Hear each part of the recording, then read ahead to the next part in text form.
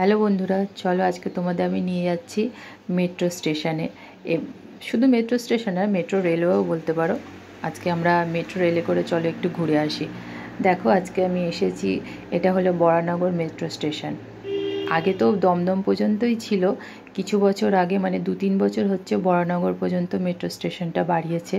খুব ভালো হয়েছে আমাদের পক্ষে, যারা আমরা এদিকে থাকি, বিশেষ করে মানে দমদম থেকে ব্যারাকপুর পর্যন্ত যারা বাস করে তাদের পক্ষে এই বরানগর স্টেশনটা হয়ে খুবই ভালো হয়েছে।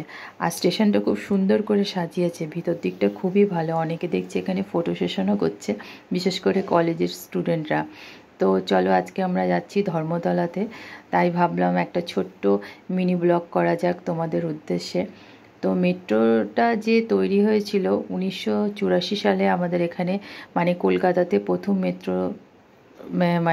মেট্রো চালু হয়। তখনকার প্রধানমন্ত্রী ইন্দিরা গান্ধী এসে এটা চালু করেছিলেন, মানে উদ্বোধন করেছিলেন, এটাই বলতে চাইছি। এবং তখনকার রেলমন্ত্রী গনি খানের উদ্যোগেই এই মেট্রোটা চালু হয়েছিল। আসলে কলকাতা তো আগে থেকেই খুবই মানে জমজমাটপূর্ণ একটা রাজ্য তুমি বলতে পারো, বা শহর বলতে পারো, যা ইচ্ছা।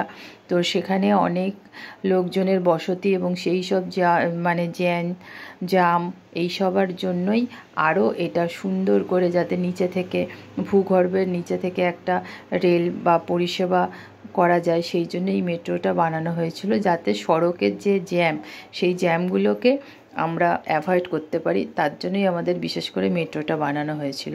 তো তারপরে অনেক জায়গায় হয়েছে, দিল্লিতে হয়েছে, বোম্বে হয়েছে, মাদ্রাসে হয়েছে, অনেক জায়গায় হয়েছে, তবে সবার আগে আমাদের কলকাতাতেই হয়েছে এই মেট্রোটা। তাই এটা আমাদের একটা সত্যিকারই ঐতিহ্যবাহী, এতদিন ধরে আমরাই এই ঐতিহ্যটা বহন করে আসছি। তো এই দেখো, এটা হচ্ছে বরানগর মেট্রো স্টেশন। খুব তাড়াতাড়ি আমার ট্রেন আসছে, আর এখন 4টে বাজে, তো খুব ফাঁকা। এই আবার সকালের দিকে এলে এত ভিড় হতো যে হয়তো উঠতে পারতাম না।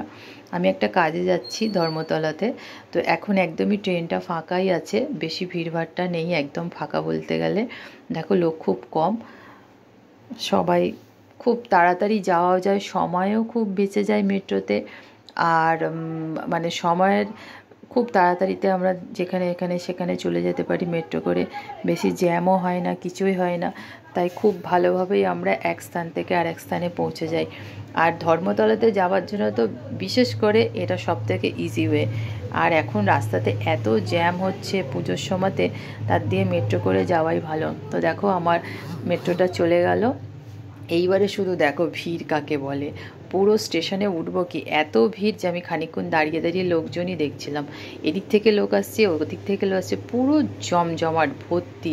মনে হচ্ছে সবাই যেন আজকেই মার্কেটিং করতে এসেছে। দেখো, এই চলতি সিঁড়িতে তো আমি চাপতে পারলাম না, বাধ্য হয়ে আমি নিজে এই পাশের যে সিঁড়িটা, এটা পা দিয়ে উঠতে হবে, তো আমি নিজেই উঠে চলেছি। ওই সিঁড়িতে আর ওঠার আমার মানে ক্ষমতা হলো না, এত ভিড়। তো আমি দেখো এবার বেরিয়ে যাব মেট্রো স্টেশন থেকে। বেরিয়ে আমি 4 নম্বর গেটটা হয়ে ধর্মতলাতে যাচ্ছি।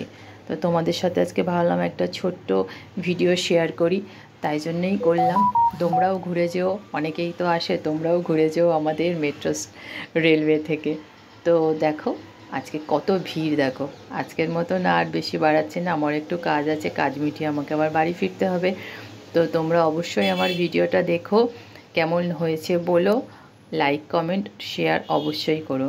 তো আজকের মতন বাবাই, আবার দেখা হবে নতুন কোথাও, নতুন ভিডিও নিয়ে আসবো আবার তোমাদের কাছে। আজকের মতন আসছি, টাটা।